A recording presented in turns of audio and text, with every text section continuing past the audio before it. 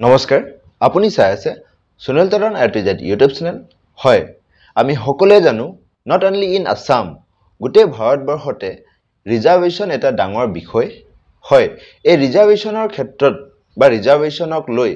central গভৰ্নমেন্টে ইতিমধ্যে তেওঁলোকে কিছু হাল হলনি কৰাৰ চিন্তা চৰ্চা কৰিছে আৰু এই ৰিজাৰ্ভেশ্যন বিশেষকৈ ওবিসি ৰিজাৰ্ভেশ্যন লৈ চৰকাৰে বা কেন্দ্ৰীয় চৰকাৰে কিছু হলনি কৰাৰ কথা তেওঁলোকে চিন্তা চৰ্চা চলাই আছে আৰু এই হলনি হলে বা এই ৰিজাৰ্ভেশ্যন ওবিসি ৰিজাৰ্ভেশ্যন যদি হলনি হয় তেতিয়াহলে কোন সকলে এই ৰিজাৰ্ভেশ্যনটো লাভ কৰিব বা কোন সকলে এই ওবিসি ৰিজাৰ্ভেশ্যনৰ পৰা বাদ পৰিব পাৰে সম্পূৰ্ণ কথা মই আপোনালোকক এই ভিডিঅ'টিত এনালাইসিস কৰি পেলাই জনাম যে দৰাচলতে কেন্দ্ৰীয় চৰকাৰে কোন সকল ওবিসি ক্যান্ডিডেট সকলক বাদ দিয়াৰ কথা চিন্তা চৰ্চা কৰিছে আৰু কোন সকল ওবিসি ক্যান্ডিডেট সকলক তেওঁলোকে বেছিকৈ প্ৰাধান্য দিবলৈ গৈ আছে সম্পূৰ্ণ কথা মই আপোনালোকক এই ভিডিঅ'টিত জনাম সো ভিডিঅ'টি বহুত ইনফৰ্মেটিভ হ'বলৈ গৈ আছে ভিডিঅ'টি শেষলৈকে চাব আৰু এনে ধৰণৰ ইনফৰ্মেটিভ ভিডিঅ' পাই থাকিবলৈ মোৰ এই চেনেলটি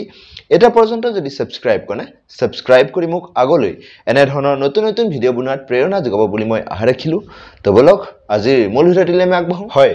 ৰিজাৰ্ভেশ্যন বুলি কোৱাৰ লগে লগে আমাৰ মনত পোনপটীয়াভাৱে এটা ডাঙৰ প্ৰশ্ন এটা থিয় দিয়ে যে ৰিজাৰ্ভেশ্যনত বহুত সুবিধা লাভ কৰে হয় ৰিজাৰ্ভেশ্যন পোৱাৰ লগে লগে তেওঁলোকে বহুতখিনি সুবিধা লাভ কৰে কিন্তু দৰাচলতে এই সুবিধাখিনি বা এই ৰিজাৰ্ভেশ্যন যিসকল ব্যক্তিয়ে পাব লাগে দৰাচলতে তেওঁলোকে হসাকৈ লাভ কৰিছেনে এইটো কথা আমাৰ মনত প্ৰায় এটা ডাঙৰ প্ৰশ্ন হৈ ৰয় সো তেনে ক্ষেত্ৰত এই বিষয়টো চৰকাৰেও নজনা নহয়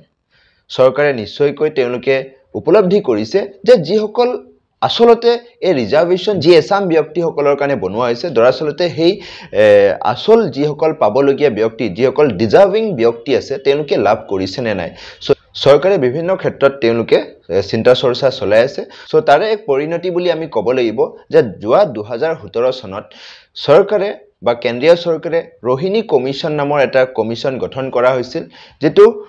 ৰোহিণী কমিছনৰ জৰিয়তে এতিয়া ফাইনাল ৰিপৰ্ট ৰাষ্ট্ৰপতিক তেওঁলোকে সাবমিট কৰিছে অৰ্থাৎ এই ৰোহিণী কমিছনে যিখিনি ফাইন আউট কৰিছে বা যিখিনি তেওঁলোকে ওবিসি ৰিজাৰ্ভেশ্যনৰ ক্ষেত্ৰত লৈ পেলাই যি তেওঁলোকে ৰিসাৰ্চ কৰিলে সেই ৰিসাৰ্চ কৰাৰ যি ভিত্তিত তেওঁলোকে কিছুমান কথা পাইছে যে তেওঁলোকে যিসকল ওবিসি ক্যান্ডিডেট আছে অৰ্থাৎ 5000তকৈ অধিক কাষ্ট ওবিসিৰ ভিতৰত পৰে আৰু তাৰে ভিতৰত খুব হাইয়েষ্ট টু হাইয়েষ্ট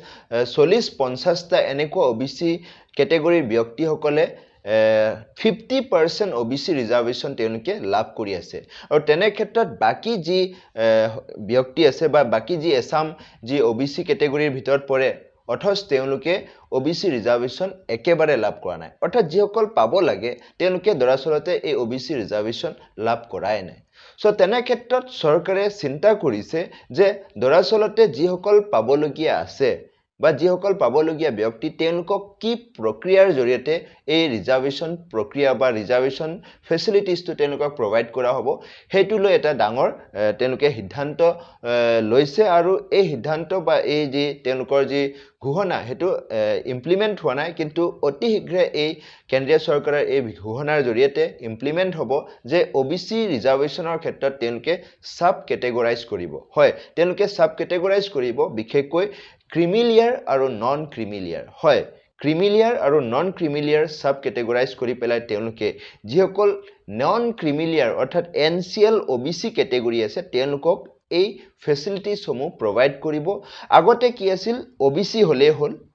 বা এতিয়া পৰ্যন্ত চলি আছে যে কেৱল ওবিসি মানে ওবিসি সিট লাভ কৰিব যেটো 27% ৰিজাৰ্ভেশ্যন কেৱল ওবিসিৰ কাৰণে ৰিজাৰ্ভ থাকে আৰু সেই 27%ৰ ভিতৰত ওবিসি লিখা বা ওবিসি কেটেগৰী সাৰ্টিফিকেট থকাৰ লগে লগে তেওঁলোকে এই ওবিসি ৰিজাৰ্ভেশ্যন লাভ কৰিছিল কিন্তু এতিয়াৰে পৰা হয়তো এই প্ৰক্ৰিয়াৰ মাধ্যমত ওবিসি কেটেগৰীৰ শিক্ষাৰ্থীসকলে বা ওবিসি কেটেগৰীৰ ব্যক্তিসকলে ওবিসি সিট লাভ নকৰিব কিয় কাৰণ এতিয়াৰে পৰা চৰকাৰে সাব কেটেগৰাইজ কৰিবলৈ গৈ আছে যেটো ক্ৰিমিলিয়াৰ আৰু নন ক্ৰিমিলিয়াৰ অৰ্থাৎ ক্ৰিমিলিয়াৰ যিসকল ব্যক্তি আছে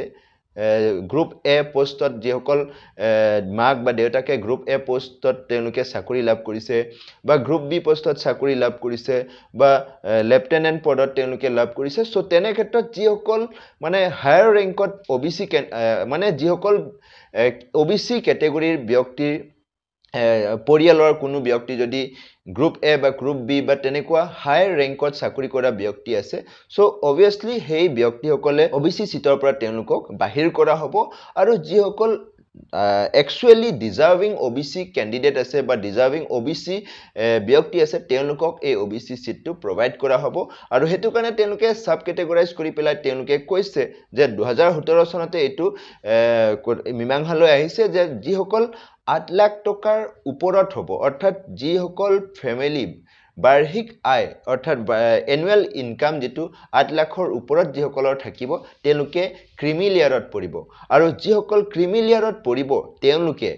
এই OBC সিট লাভ নকৰিব বা OBC ৰিজাৰ্ভেশন লাভ নকৰিব কিন্তু যিসকল উইদিন 8 লাখৰ ভিতৰত আছে তেওঁলোকে OBC সিট লাভ কৰিব হয় এইটো হৈছে চৰকাৰে আহি থকা দিনত লবলগীয়া এটা ডাঙৰ সিদ্ধান্ত যেটো OBC ক্যাটেগৰীৰ ক্ষেত্ৰত বা OBC ৰিজাৰ্ভেশনৰ ক্ষেত্ৰত ডাঙৰ এটা সিদ্ধান্ত হ'বলৈ গৈ আছে যত ক্ৰিমিলিয়াৰ ব্যক্তিসকলক বা ক্ৰিমিলিয়াৰ OBC ক্যাটেগৰী শিক্ষাৰ্থীসকলক বা ক্ৰিমিলিয়াৰ OBC ব্যক্তিসকলক যে OBC ক্যাটেগৰীৰ পৰা বা OBC ৰিজাৰ্ভেশনৰ পৰা বঞ্চিত কৰিব আৰু যিসকল নন ক্ৰিমিলিয়াৰ OBC ক্যাটেগৰীৰ ব্যক্তি আছে বা যিসকল লোক আছে হেই নন ক্ৰিমিলিয়াৰ OBC ক্যান্ডিডেট বা OBC লোকসকলকহে কেৱল OBC ৰিজাৰ্ভেশনৰ সিট দিয়া হ'ব হেতু লাগিলে এডুকেশনাল ইনষ্টিটিউশনতে হওক বা গভৰ্নমেন্ট এমপ্লয়মেন্টৰ ক্ষেত্ৰতে হওক ইভেন প্ৰাইভেট সেক্টৰতো এই যি চৰকাৰৰ লবলগীয়া সিদ্ধান্ত আছে যে OBC সাব ক্যাটেগৰাইজ যি সিদ্ধান্ত আছে হেতু ইভেন প্ৰাইভেট ইনষ্টিটিউট বিলাকতো আনকি ফলো কৰা হ'ব বা ফলো কৰিব লাগিব বুলি চৰকাৰে ইতিমধ্যে চিন্তা চৰ্চা কৰি পেলাই তেওঁলোকে ঘোষণা কৰিছে আৰু খুব সম্ভৱ এটো আইনলৈ পৰিণত হৈ পেলাই পৰৱৰ্তী সময়ত তেওঁলোকে সমগ্ৰ ভাৰততে এই OBC সাব ক্যাটেগৰাইজ যি ৰুলছ আছে হেতু ইমপ্লিমেন্ট কৰিব সো তেনে ক্ষেত্ৰত যিসকল ডিজাৰ্ভিং OBC ক্যাটেগৰীৰ ব্যক্তি আছে হসাকৈ তেওঁলোকে OBC সিট লাভ কৰিব আৰু যিসকল ইতিমধ্যে মা বা দেউতা বা তেওঁলোকৰ পৰিয়ালৰ সকলো ব্যক্তি OBC সিটৰ জৰিয়তে হায়াৰ পোষ্টত চাকৰি লাভ কৰিছে বা হায়াৰ ৰেংকত তেওঁলোকে জব কৰি আছে তেওঁলোকক হয়তো এই সাব ক্যাটেগৰাইজেশন যি পলিসি আছে এই পলিসিৰ জৰিয়তে তেওঁলোকক OBC ৰিজাৰ্ভেশনৰ পৰা বাহিৰ কৰিবলৈ সক্ষম হ'ব সো এইটো আছিল OBC ৰিজাৰ্ভেশনৰ ক্ষেত্ৰত আহি থকা দিনত চৰকাৰে লবলগীয়া এটা ডাঙৰ সিদ্ধান্ত সো মই আপোনালোকক ইতিমধ্যে ক্লিয়াৰ কৰিছো যে আহি থকা দিনবোৰত দৰাচলতে কোনসকল OBC ক্যাটেগৰীৰ ব্যক্তিসকলে OBC ৰিজাৰ্ভেশন লাভ কৰিব আৰু কোনসকলে OBC ৰিজাৰ্ভেশনৰ পৰা বঞ্চিত হ'ব সম্পূৰ্ণ কথা আপোনালোকে এই ভিডিঅ'টিৰ জৰিয়তে গম পালে সো এই ভিডিঅ'টিত যদি মই আপোনালোকক কিবা ইনফৰমেশন দিবলৈ সক্ষম হৈছো তেতিয়ালে এই ভিডিঅ'টি লাইক শেয়াৰ কমেন্ট কৰাৰ লগতে এনে ধৰণৰ ইনফৰমেটিভ ভিডিঅ' পাই থাকিবলৈ মোৰ এই চেনেলটি এতিয়া পৰ্যন্ত যদি সাবস্ক্ৰাইব কৰা সাবস্ক্ৰাইব কৰি মোক আগলৈ এনে ধৰণৰ নতুন নতুন ভিডিঅ' বনোৱাত প্ৰেৰণা যোগাব বুলি মই আশা ৰাখিলো আৰু এই ভিডিঅ'টি হেহলৈকে চোৱাৰ বাবে আপোনাক অশেষ ধন্যবাদ জয় আই অসম